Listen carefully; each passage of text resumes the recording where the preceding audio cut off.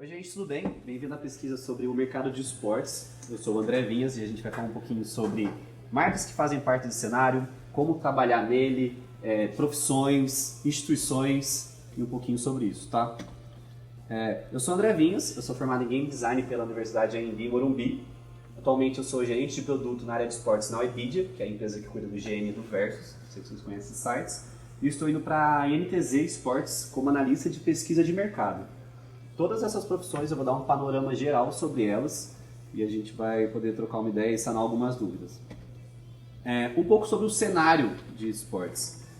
Só nesses últimos meses, de setembro e outubro, a gente teve diversos campeonatos sobre diversos jogos e alguns anúncios incríveis, como por exemplo o Clutch, o CBLOL e o Worlds, o Major de CS, o Free Fire Pro League, que foi um evento gigantesco onde o Corinthians ganhou a etapa regional, a etapa nacional e a etapa mundial.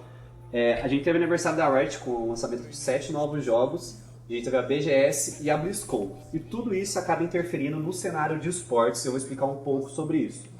Além da gente ter todos esses campeonatos, o crescimento deles se deve ao aporte de marcas e patrocinadores dentro deles. Por que isso cresceu? Porque mais de 25% do público de esportes não joga, ou seja, a gente está chegando cada vez mais perto do futebol, onde as pessoas só assistem e não praticam. Então está virando uma fonte de entretenimento, as marcas perceberam isso, então o mercado está crescendo demais, porque você consegue patrocinar, você consegue expor sua marca, e tudo que envolve muitas marcas cresce muito e começa a rodar muito dinheiro. Por isso que acho que agora é o momento correto de você entrar no cenário de esportes e se consolidar em uma profissão aqui dentro. Porque as marcas estão entendendo isso e quando as marcas conseguem entender é o momento de brilhar. Isso aqui foi só no último ano algumas marcas que fizeram parte. A gente teve Red Bull com torneios tipo Red Bull Player One, Gillette teve Gillette Ult, Cinemark, que é a rede de cinemas, começou a passar documentários sobre os jogadores de CS, a Dell, que está no LoL e no Worlds, a Twitch está sendo a Twitch como sempre, aquela plataforma de streaming, Intel, Vem Vida, que é um vitamináceo que agora está caindo na mão de pro players para aumentar foco, resistência, essas coisas. A Claro, com a Claro Game. Louis Vuitton, que veio pro Riot Games, o LoL, fazendo a valise exclusiva do campeonato, ou seja, a taça do Mundial, a valise que segura a taça foi feita pelo Louis Vuitton, e skins dentro do jogo também foram feitas pelo designer-chefe deles. Então a gente pode ver que está tendo essa inserção das marcas dentro do jogo também. E a Audi, agora a BMW, que patrocinou o time da PEN, também está entrando isso, porque a Audi agora entrou no CS. Tá, beleza, André, mas o que eu posso fazer com esse tanto de informação? Agora eu vou destrinchar um pouco do mercado de trabalho. Se você quer entrar no mercado de trabalho, o que você tem que fazer? Por exemplo, você pode entrar por uma instituição. O que é uma instituição? Pen Game, INTZ, Red Canis. Ah, mas eu tenho que ser pro player? Não exatamente. Por exemplo, eu sou analista de pesquisa de mercado. Eu planejo como as marcas vão entrar como patrocínio dessa instituição. Como que a gente vai colocar a sua marca lá dentro. Tá?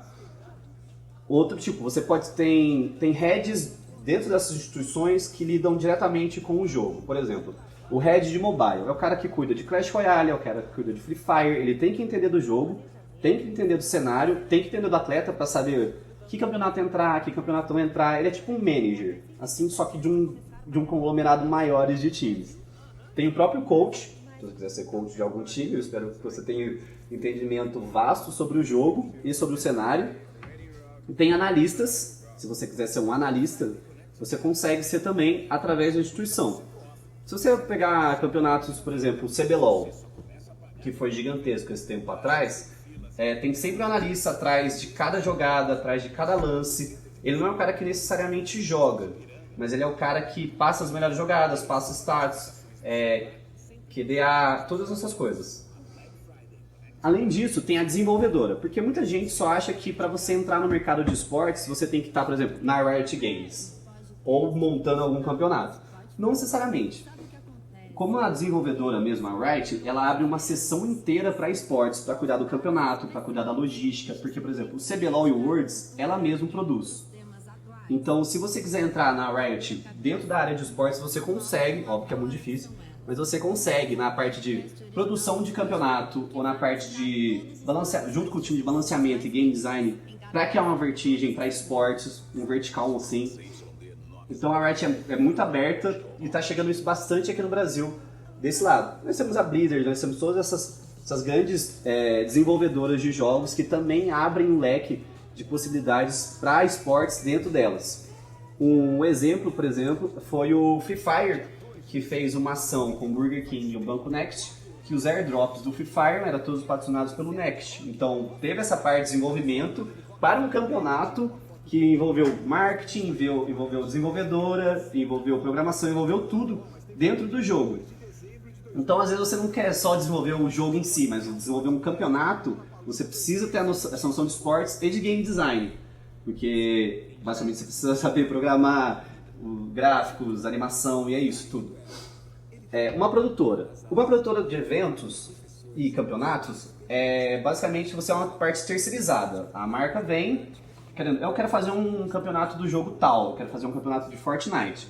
Então você tem que saber, parece idiota, você tem que saber que são, sei lá, X computadores por jogador, tem que ter um periférico tal, tem que ter tudo aquilo, como é que vai ficar a distribuição, a gente vai filmar, a gente vai fazer uma etapa online, como é que a gente vai fazer isso? Por isso que a parte de produtora, tem um monte de produtora crescendo no país, você pode entrar nessa parte.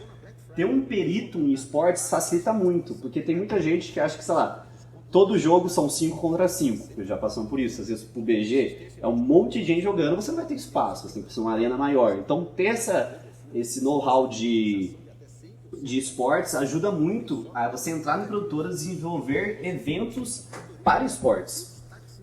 O veículo, o que é o veículo? Por exemplo, IGN versus UOL, e são veículos de comunicação. Você pode entrar lá com, por exemplo, a parte de redação e falar sobre jogos, falar sobre esportes. O versus.com.br, por exemplo, ele fala muito sobre builds, notícias sobre o cenário, como você faz para melhorar o seu KDA, essas coisas. E você ter uma expertise sobre games, para você entrar nisso fica muito mais fácil. Por mais que você ame jogar, você ame ler e escrever, ter tudo isso, mais o conhecimento de esportes, facilita muito a sua vida entrar nisso. Por exemplo, o Versus, que é onde eu trabalhei um tempo, o Versus Studio, a gente cuidava muito de falar com pro players, de entrevistar eles. Então, ter esse relacionamento ajuda muito você a entrar nesse nicho do mercado de trabalho. Uma agência. Aqui já fica um pouco mais publicidade, que foi para onde eu caí depois, em marketing para jogos. Muitas agências hoje de publicidade têm um especialista em esportes. Por quê? Como eu disse, as marcas viram que o crescimento de esportes foi gigantesco.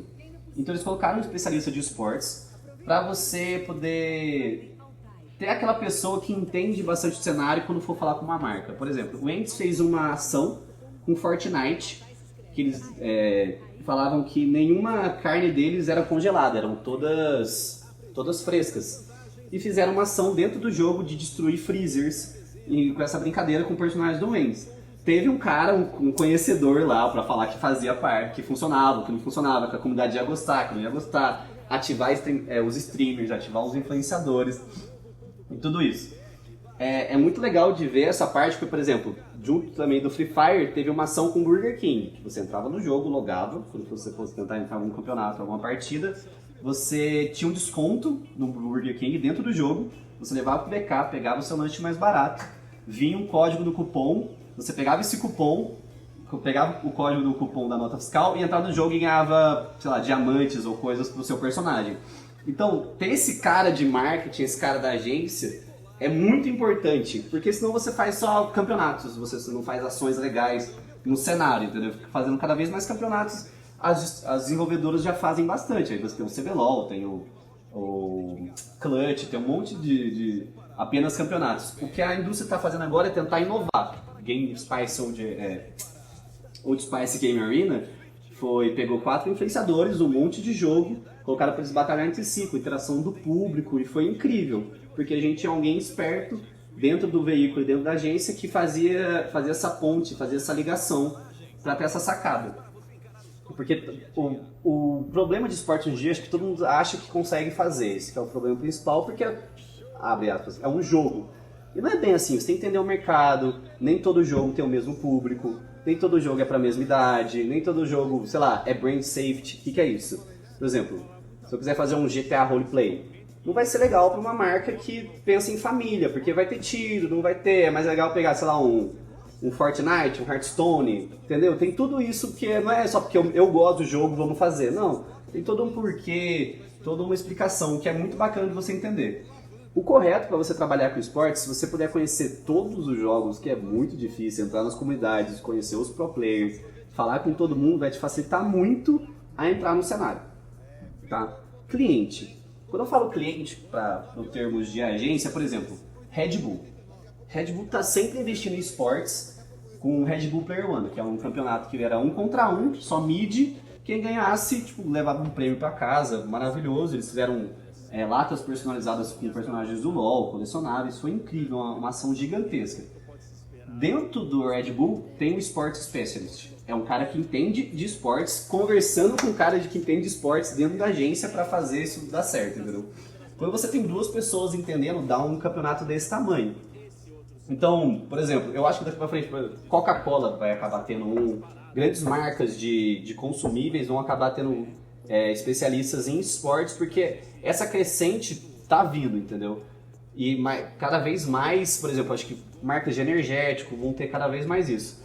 E a Red Bull fez um case de sucesso no CBLOL, apresentando essas latas colecionáveis, apresentando o torneio Red Bull Player One num videozinho de 10 minutos, antes da final presencial. Ou seja, isso mostra que esse cara teve uma noção do mercado, entendeu tudo e conseguiu mostrar para a comunidade e para a própria marca como falar com eles. Se você procurar Red Bull Player One, a final foi dia 7 de setembro. Se você procurar o termo Red Bull Player One no Google Trends, que é um site que você consegue medir o número de pesquisas daquele termo no Google, ele é quase 1, ele vai de 0 a 100. 1 que é basicamente nada, é irrelevante. Depois da final ele foi para 100, ele foi para o máximo, ou seja, foi uma ação de marketing fantástica e depois ele se manteve em 60%, 50%. Ou seja, deu certo, funcionou porque esse cara dentro da Red Bull teve a sacada, porque ele conhece o cenário, ele conhece o que ele está falando. Isso é importantíssimo. E aí nós temos também o freelancer. Basicamente, quando eu não estava trabalhando com esportes e games, eu queria mostrar o meu portfólio, eu fiquei de freelance, ou seja, trabalhando com loja de jogos, trabalhando com pro players, editando vídeo, você consegue fazer isso, sabe? Você consegue tentar se integrar na comunidade. Mandando e-mails, você fica...